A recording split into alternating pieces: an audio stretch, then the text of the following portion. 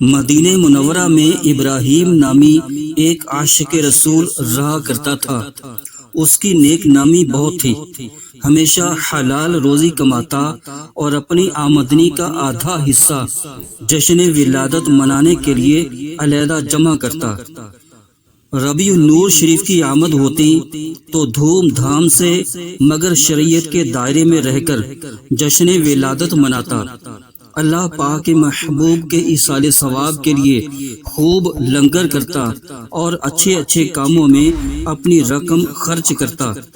اس کی زوجہ بھی آقا صلی اللہ تعالی علیہ وسلم کی بہت دیوانی تھی، وہ بھی اپنے شوہر کا ان کاموں میں مکمل تعاون کرتی۔ وقت گزرتا گیا اور اس کی زوجہ کا انتقال ہو گیا۔ اب بھی ہر سال ربیع النور شریف میں اس کے معمولات میں فرق نہ آیا۔ کچھ عرصے کے بعد ابراہیم دیوانہ سخت بیمار ہو گیا اور بچنے کی امید نہ رہی تو اس نے اپنے نوجوان بیٹے کو وصیت کی، اے بیٹے، آج رات میرا انتقال ہو جائے گا، میری تمام پونجی میں 50 درہم اور 19 گز کپڑا ہے، کپڑا تو میری تکفین و تجہیز پر صرف کرنا اور رہی رقم تو اسے بھی کسی نیک کام میں خرچ کر دینا۔ اس کے بعد اس نے کلمہ طیبہ پڑھا اور اس کی روح قفس انصری سے پرواز کر گئی۔ بیٹے نے حسب وصیت تکفین و تدفین کی۔ اب 50 درہم نیک کام میں خرچ کرنے کے معاملے میں اس کو سمجھ نہیں آ رہی تھی کہ کیا کرے۔ اسی فکر میں رات جب سویا تو اس نے ایک خواب دیکھا۔ کیا دیکھتا ہے کہ قیامت قائم ہو گئی ہے، ہر طرف نفسی نفسی کا عالم ہے، خوش نصیب لوگ کشاں کشاں جنت کی طرف جا رہے ہیں اور مجرموں کو گھسیٹ گھسیٹ کر جہنم کی طرف لے جایا جا رہا ہے، اور یہ کھڑا تھر تھر کانپ رہا ہے کہ نہ جانے اس کے بارے میں کیا فیصلہ ہوتا ہے۔ اتنے میں ایک غیب سے ندا آئی، اس نوجوان کو جنت میں جانے دو۔ چنانچہ وہ خوشی خوشی جنت میں داخل ہو گیا اور مزے سے جنت کی سیر کرنے لگا۔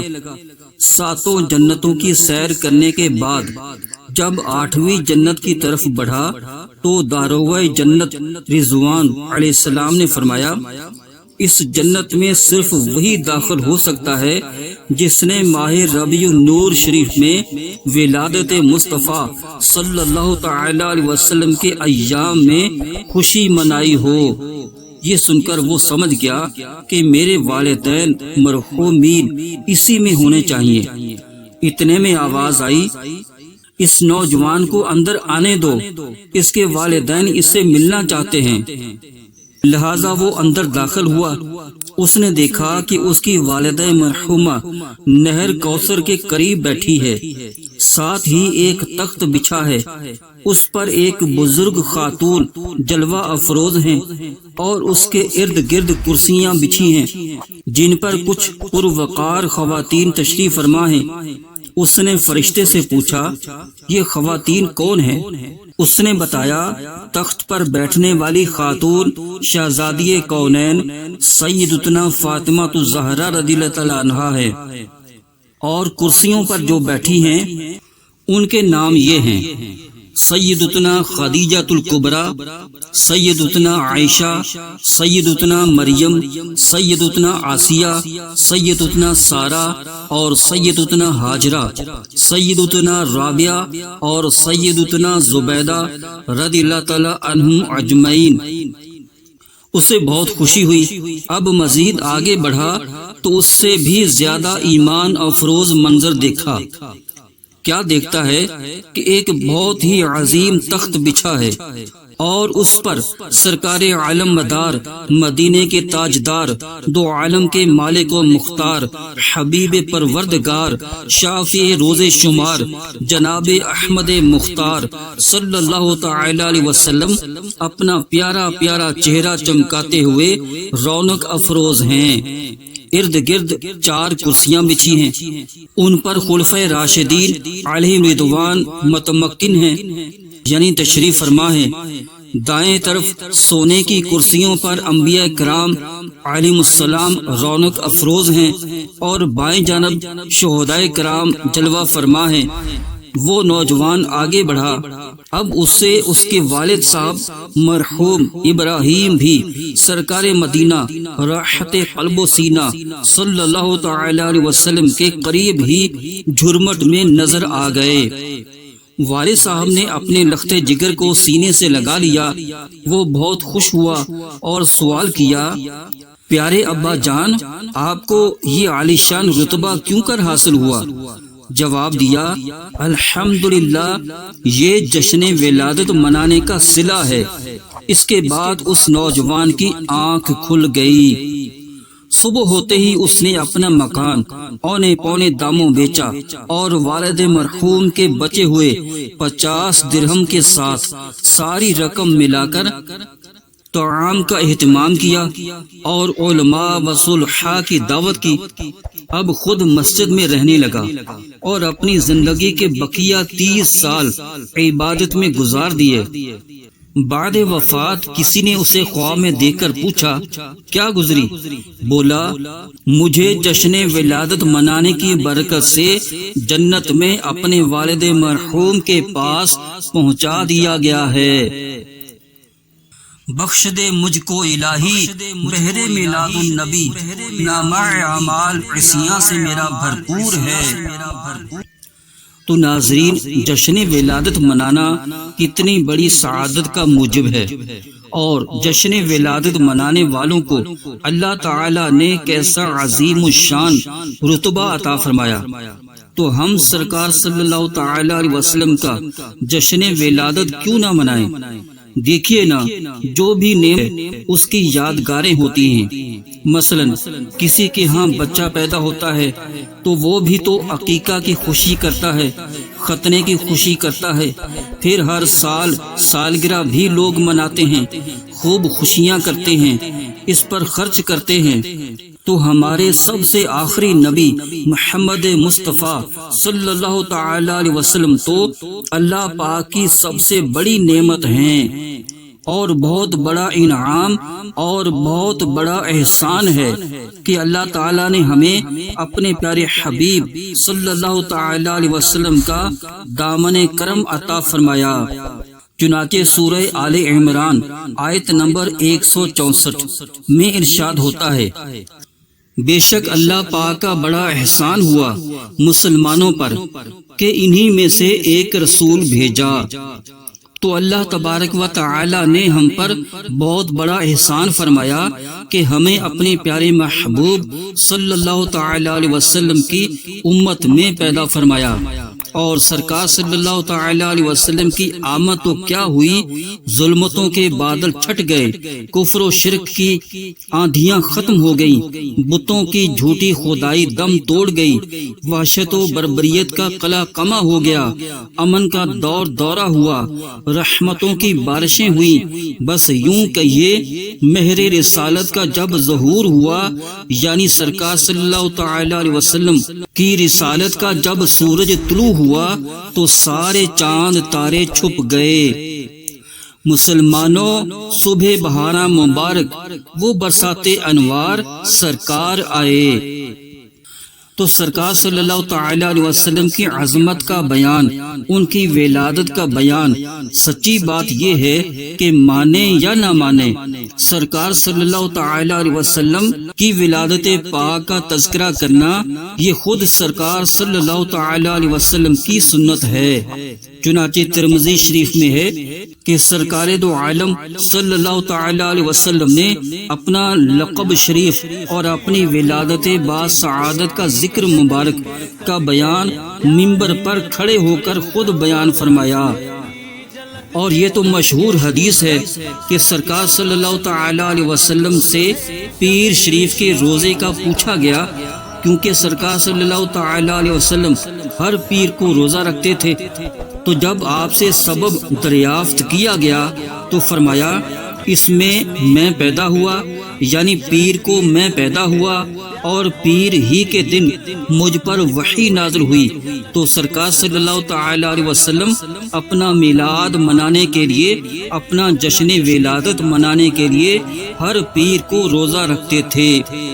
اسی لیے پیر کو ہم لوگ پیر شریف کہتے ہیں کہ یہ اتنا شرافت والا دن ہے کہ میرے آقا صلی اللہ تعالی علیہ وسلم اسی دن دنیا میں تشریف لائے، اسی روز آپ پر وحی نازل ہوئی۔ بلکہ اسود الغابہ میں ہے کہ سرکار نامدار صلی اللہ تعالی علیہ وسلم نے اپنے پیارے پیارے مؤذن سیدنا بلال حبشی رضی اللہ تعالیٰ عنہ کو فرمایا، میں پیر ہی کے دن پیدا ہوا اور پیر ہی کے دن مجھ پر وحی نازل ہوئی اور پیر ہی کے دن میں نے ہجرت کی۔ تو اس طرح پیر کو بہت فضیلت حاصل ہے۔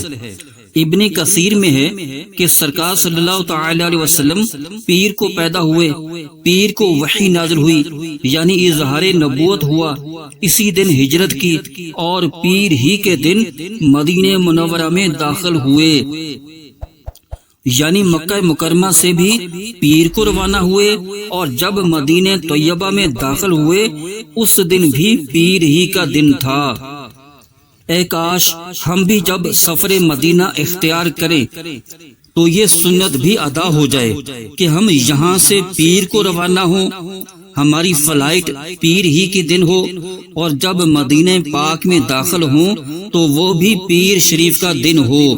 سرکار صلی اللہ تعالی علیہ وسلم کی پیر شریف کو ولادت باسعادت ہوئی، اور جب دنیا سے پردہ فرمایا وہ بھی پیر ہی کا دن تھا۔ عشاق تمنا کرتے ہیں کہ کاش ہمارا انتقال بھی پیر کو ہو۔ پیر تو پیر شریف ہے، ہر پیر کو روزہ رکھنا سنت ہے۔ جمعہ مکہ تھا عید اہل عبادت کے لیے، مجرموں آؤ یہاں عید دوشنبہ دیکھو۔ تو بہرحال ذکر ولادت کی بات تھی تو میرے آقا صلی اللہ تعالی علیہ وسلم نے اپنا ذکر ولادت فرمایا۔ بعض صحابہ کرام عالم رضوان کو بھی سرکار صلی اللہ تعالی علیہ وسلم نے اپنے فضائل و شمائل بیان کرنے کا حکم دیا کہ وہ بیان کریں۔ بعض صحابہ کرام شاعر تھے تو ان کو بھی سرکار صلی اللہ تعالی علیہ وسلم بعض اوقات نعت شریف پڑھنے کا حکم دیتے۔ شعراء کرام جب آپ کی بارگاہ میں نعت شریف پیش کرتے تو سرکار صلی اللہ تعالی علیہ وسلم خود سماعت فرماتے، اور خود سماعت فرمانا نور علی نور ہے۔ تاریخ طبری میں ہے کہ حضرت عباس رضی اللہ تعالیٰ عنہ جو سرکار صلی اللہ تعالی علیہ وسلم کے چچا تھے، ایک بار سرکار صلی اللہ تعالی علیہ وسلم کے دربار میں حاضر ہو کر عرض کرتے ہیں، یا رسول اللہ صلی اللہ تعالی علیہ وسلم، اگر اجازت ہو تو میں نعت پڑھوں؟ اللہ اللہ، تو سرکار صلی اللہ تعالی علیہ وسلم نے منع نہیں فرمایا، بلکہ اتنی پیاری دعا دی کہ آپ جھوم جائیں گے۔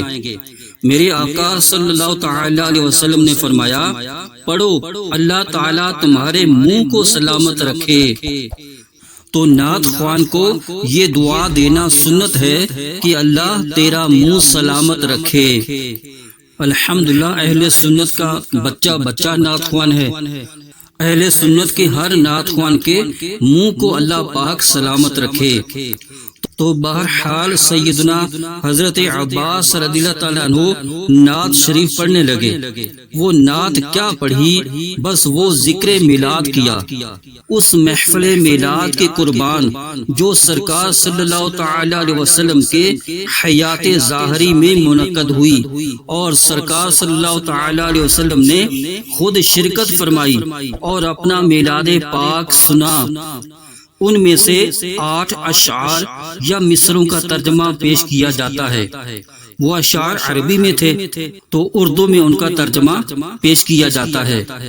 تو حضرت عباس رضی اللہ تعالیٰ عنہ جھوم جھوم کر نعت پڑھ رہے ہیں، اے آقا آپ پہلے سایوں میں تھے اور منزلوں میں تھے جہاں پتوں سے بدن ڈھانپا گیا، پھر آپ بلاد میں اترے، تو آپ ساتھ ساتھ ان اشعار پر غور بھی کریں کہ یہ ذکر ہو رہا ہے حضرت آدم علیہ السلام جب جنت میں داخل ہوئے تو سرکار صلی اللہ تعالی علیہ وسلم اس وقت حضرت آدم علیہ السلام کی صلب میں تشریف فرما تھے، یعنی اس وقت جنت میں تھے۔ پھر آپ بلاد میں اترے یعنی زمین پر تشریف لائے۔ اس وقت آپ نہ بشر تھے، نہ گوشت پوست، نہ جمع ہوا خون، بلکہ وہ آب صافی جو کشتی پر سوار تھا۔ اب یہ کشتی نوح کی طرف اشارہ ہے کہ آپ اس وقت حضرت نوح علیہ السلام کی صلب میں تھے، بلکہ وہ آب صافی جو کشتی پر سوار تھا جب طوفان بت نسل کے پوجنے والوں کو ڈبویا۔ پھر آپ صلب سے رحم کی طرف منتقل ہوتے رہے، یوں ایک عالم سے گزر کر دوسرے عالم میں آتے رہے۔ اے آقا، آپ خلیل میں چھپے چھپے آگ میں داخل ہوئے۔ چونکہ آپ حضرت ابراہیم خلیل اللہ علیہ السلام کی صلب یعنی پیٹھ میں تھے تو وہ کیوں کر جلتے۔